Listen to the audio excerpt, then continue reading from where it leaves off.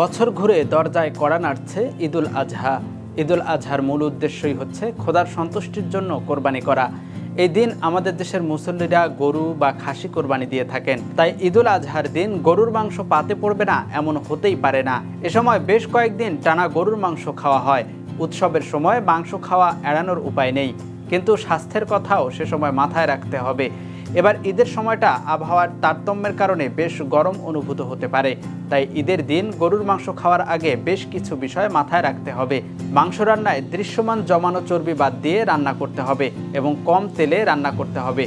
গরুর মাংসে উচ্চমানের প্রোটিন আছে, তাই দিনে 70 গ্রামের বেশি প্রোটিন বা সপ্তাহে 500 গ্রামের বেশি খাওয়া উচিত নয়। প্রতিদিনের প্রোটিনের চাহিদা শুধু মাংস দিয়েই পূরণ করা যাবে না।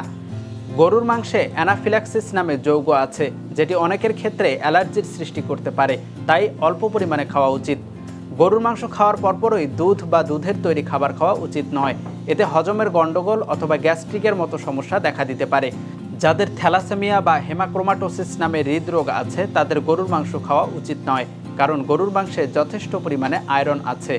অতিরিক্ত রেড মিট খেলে কোষ্ঠকাঠিন্যের মতো সমস্যাও দেখা যায়। কোষ্ঠকাঠিন্য থেকে দূরে থাকতে চাইলে প্রচুর পরিমাণে পানি ও পানি জাতীয় খাবার খেতে হবে।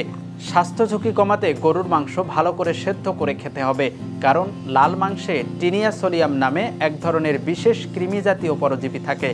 ভালোভাবে সেদ্ধ না হলে কৃমিতে আক্রান্ত হওয়ার ঝুঁকি থাকবে। যারা দীর্ঘদিন ধরে বিভিন্ন রোগে আক্রান্ত তারা অবশ্যই চিকিৎসক ও পুষ্টিবিদদের পরামর্শ ব্যতীত না খাওয়াই উত্তম। মাংস খাওয়ার সময় সঙ্গে সালাদ রাখুন। এছাড়া ক্যাপসিকাম, বাঁধাকপি, মাশরুম বা পছন্দের সবজি দিয়ে মাংস রান্না করা যেতে পারে। এতে কম পরিমাণ মাংস রান্না খাওয়া হবে।